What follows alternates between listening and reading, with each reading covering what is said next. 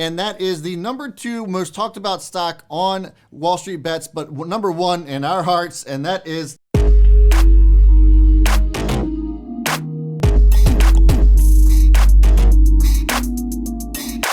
What's up, everybody? My name is Brad. That guy over there is Fat Man Zoom, and this is Own the Chaos. The stock market is crazy and chaotic, and we made it our mission to help you own it. And if you are interested in just being a part of the stock market community, learning how to invest, as well as having a little fun while doing it, hit that like button, subscribe to this channel. Fat Man Zoom, what are we giving the people today? We're giving them the top 10 stocks that millennials are buying. How we did this was we went to swaggystocks.com, and if you're not familiar with it, basically it's just public sentiment. It takes the stocks that have the highest mentions over the last 24 hours. So we looked at the top 50 and we picked 10 that we have high conviction on. Right, exactly, Fat Man Zoom. So let's just hop right into it. What is your number 10 stock that we're seeing on Wall Street Bets that we like a lot? Yeah, so number 10 stock is Old Faithful. It's the number 40 trending stock, and that is Rocket.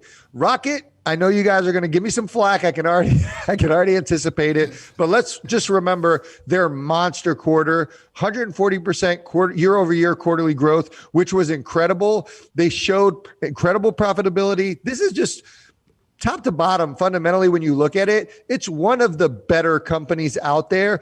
They did a special dividend, which shows that it has strong cash on hand. And we've talked about this before. We're just waiting for the valve to be released on the housing market. So for me, Rocket technically looks good, which you'll talk about it, but fundamentally looks even better. Yeah, I mean, the technicals here, it's just been following right along this channel between 23, maybe around $22.50 if you really want to get down to it, and $24 a share. This is something to where I think 24 has always been a tough resistance for it. If it breaks back up over this and has a sustained break, we could very well see it break out for Rocket. Let's not forget that the mortgage rates came down this week too, so this bodes well for the company as well. For me, the next one's going to be Disney. Disney, in my opinion, has 2 really good things going for it. And we talk about Disney Plus a lot, but the parks are opening back up. Once we get to full capacity on those, Disney is going to be an absolute juggernaut. And it's obviously moved up a ton already, but it's given us a pretty good opportunity here after it's pulled back over $203 per share.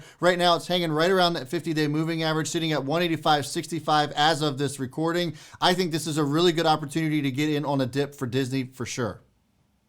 Yeah, and don't forget about cruise liners as well. Yeah. This is one of the best hybrid plays there is out there, full stop. Next stock we have, number 24 on Reddit, is Amazon. Listen, Amazon is an expensive stock if you just look at how much it costs per share, but the reality is it's on discount.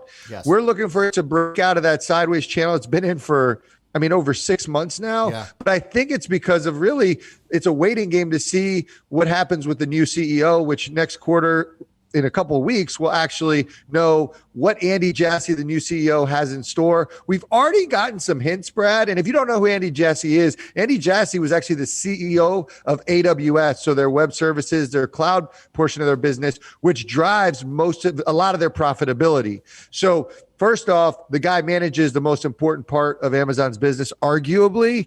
But he talked about their focus in India and how they have $250 million venture fund simply for small to mid-sized businesses in India, which was kind of cool for them to see a focus on India, which doesn't get a lot of love, but has a huge population and huge opportunity. Actually, our number 1 stock has exposure in India, hint, hint.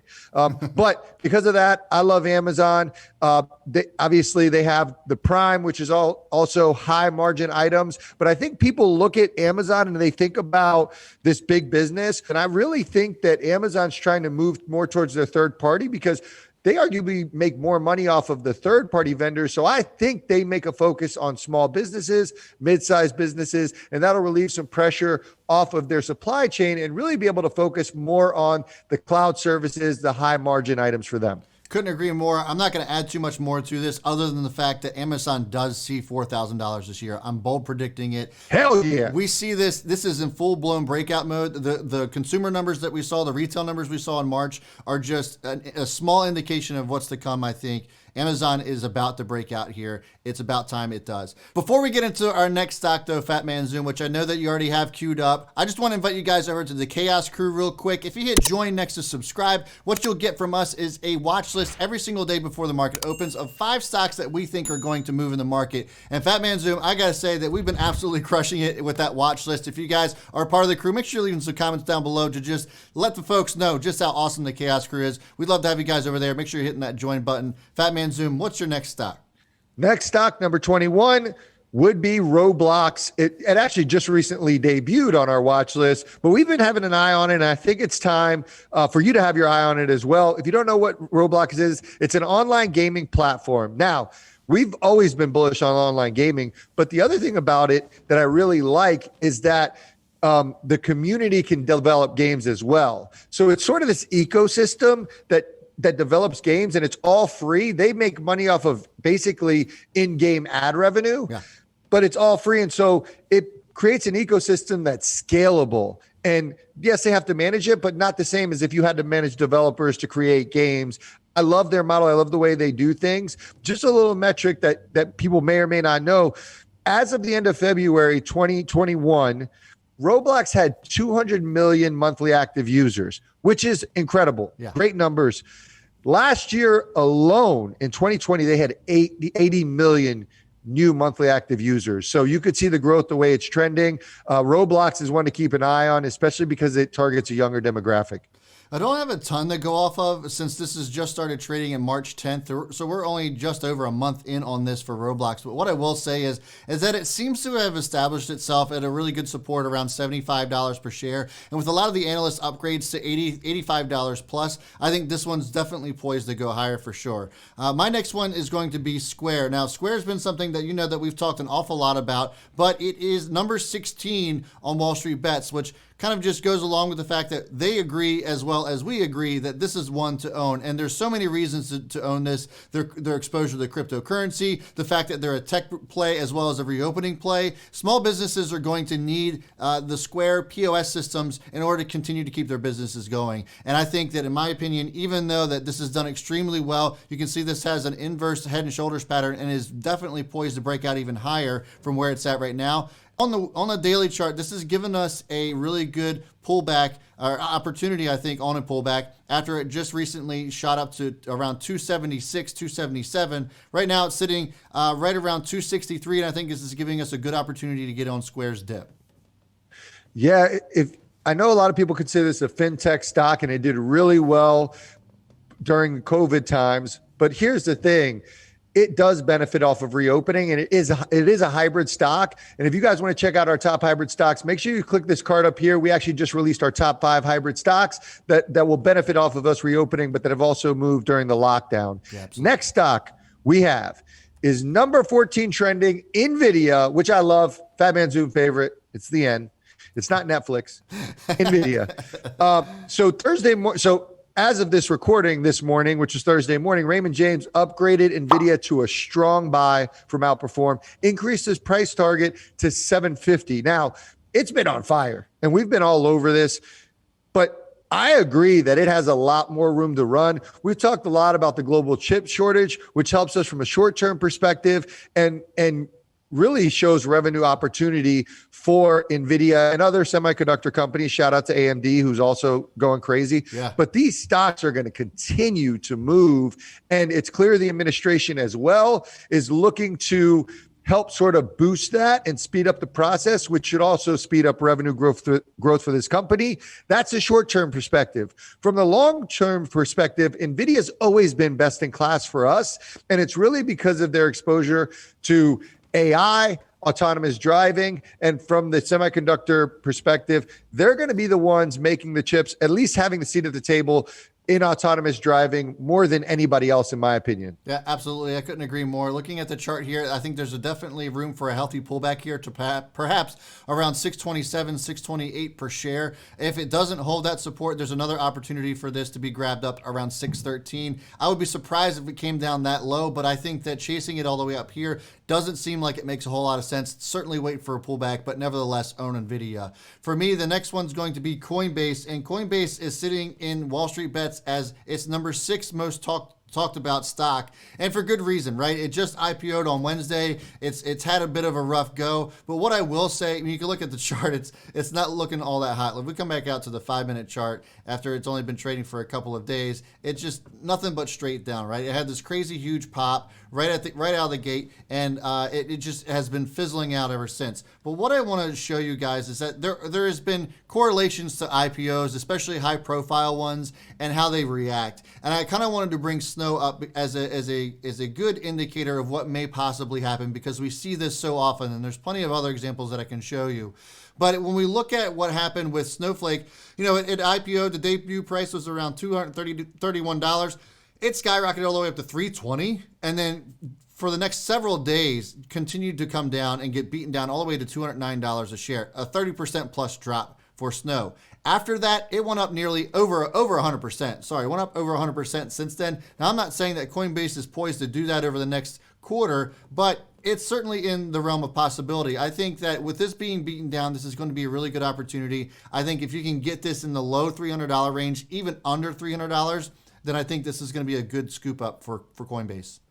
Yeah, let me be clear. From a long-term perspective, we're extremely bullish on Coinbase. The one thing that worries me from a short-term perspective is sort of community sentiment and trader sentiment. When we're on our live streams, shout out to our live streams on Tuesday and Thursday at 3:30. But when we're on our live streams, all I heard about with Coinbase was the bullish case. And we've talked about this, Brad. Yeah. We talked about with Tesla right after it split. Contrary to popular belief, stocks don't always just go up. And so when people aren't making the bear case, it scares me. And when you think there's no downside, you can be grossly mistaken. We know the huge growth prospects of Coinbase, and I think it's built in. So now all we're doing is praying for hype. That's just a scary proposition. I'd rather wait till first earnings. Basically, they have to pitch a perfect game to continue to go up. I think that's unlikely. I think you wait for a massive move down. I still have an order in for 250. We'll see if that ever gets filled. But long term, definitely a great company. Huge upside. Yeah, absolutely. The next one for me is going to be Apple. Now, this is one Fat Man Zoom. This is an incredible stock. We already love the company. We know a lot about Apple already. But what I will say is that people might not realize that the S&P is up 10% this year so far alone. Apple's only up 2%. And I think that this is a good opportunity to still get Apple in on the cheap. And I know that sounds crazy to say because it's Apple, but I think that when we look at the chart, this looks very similar to something like Amazon, where we are certainly primed for a really nice breakout here, with retail numbers being what they are. Amazon, I think, could break out if we can get this up over $139 a share. Yeah, and by Amazon, you mean Apple. But with that said, Apple is just a monster company, one of the best companies out there, one of our forever stocks, well managed fundamentally. I mean, top to bottom, it's incredible. The next stock, number 3, Palantir. So here's the thing with Palantir. Asymmetrically, it's a great asymmetrical trade opportunity, which you'll obviously discuss the technical part of it. Big data management, Aunt Kathy favorite. She keeps loading the boat. We've talked about their government exposure. So I think there's sort of a floor to Palantir, but it has been beaten down. We're waiting for that catalyst. It's probably rather frustrating, but if you stick it in your long-term swing trading, long-term investing account, you should be just fine over that period. You know, we're waiting really to see, can they get into corporate? Can they really make inroads there? What the next opportunities are? But they did recently announce a partnership with Clarify, which now gives them exposure to essentially the machine learning and AI. And so I like that. They're making moves. They're trying to be active.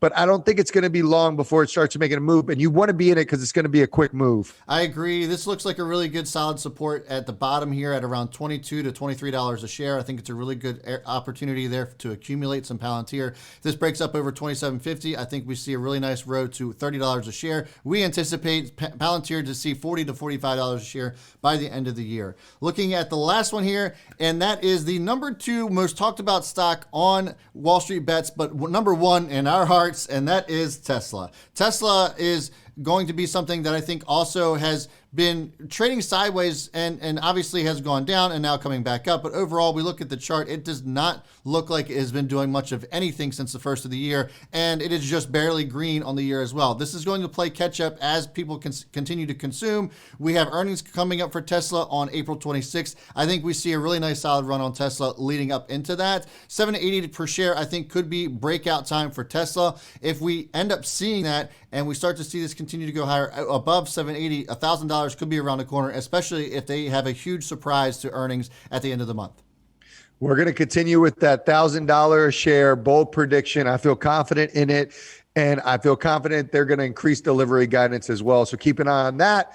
But there you have it, guys. Top 10 trending stocks. Are we crazy? Are we not crazy? Leave in the comments which trending stocks you like. Go to swaggystocks.com. Check out what they're talking about. Leave a comment below, guys. That's going to do it for us. As always, folks, we will see you all before the bell. Make sure you're liking, subscribing, all that good stuff. B Smith, Fat Man Zoom. We out. Bye.